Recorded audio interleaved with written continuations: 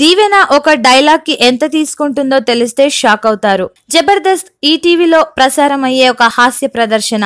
ఇది భారతదేశంలోనే తెలుగు రాష్ట్రాలలో అత్యధిక ప్రజాదరణ పొందిన కార్యక్రమం.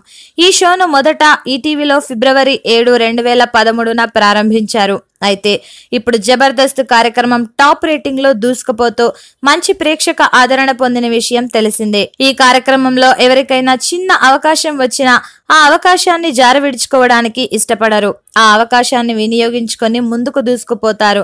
అలాగే జబర్దస్త్ కార్యక్రమంలో పార్టిసిపేట్ చేసే పార్టీ ఒకరు మంచి పేరుతో పాటు సినిమా అవకాశాలను అందిపుచ్చుకోవడమే కాకుండా ఆర్థికంగా కూడా బాగా స్థిరపడ్డారు.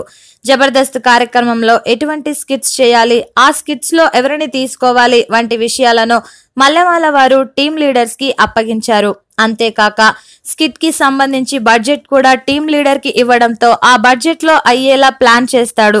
స్కిట్ లో పార్టిసిపేట్ చేసే వారికి ఎంత అమౌంట్ ఇవ్వాలనేది కూడా టీమ్ లీడర్ ఇష్ట ప్రకారమే జరుగుతుంది. అందుకే హైపర్ ఆది ఈ విషయంపై కూడా చాలా సార్లు పంచులు వేశాడు.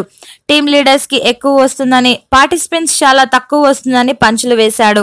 టీమ్ లీడర్స్ సీనియర్ ఆర్టిస్టులను తీసుకువస్తే వారికి ఎక్కువ డబ్బులు ఇవ్వవలసి వస్తుందని, కొంతమంది సీనియర్స్ కొంతమంది కొత్త వారిని తీసుకొని స్కిట్స్ చేస్తూ రక్తి కట్టిస్తున్నారు. ఇలా రాకింగ్ రాకేష్ విషయానికి వస్తే ఇతను చాలా డిఫరెంట్ గా చిన్న పిల్లలను తీసుకువచ్చి స్కిట్స్ చేస్తున్నాడు. ఆ స్కిట్స్ కూడా బాగా విజయవంతమయ్యాయి. ఇలా రాకేష్ చాలా తక్కువ బడ్జెట్ తో స్కిట్స్ ని ముగించేస్తున్నాడు. రాకేష్ టీమ్ లో ఉన్న దీవెన విషయానికి వస్తే దీవెన తండ్రి డబ్బులు ఏమీ వద్దని, మా అమ్మాయి టాలెంట్ ఎలివేట్ అయితే చాలని చెప్పి దీవెనను రాకేష్ కి అప్పగించాడట. దాంతో దీవెన రాకేష్ టీంలోకి చేరి మంచి పేరు తెచ్చుకుంది.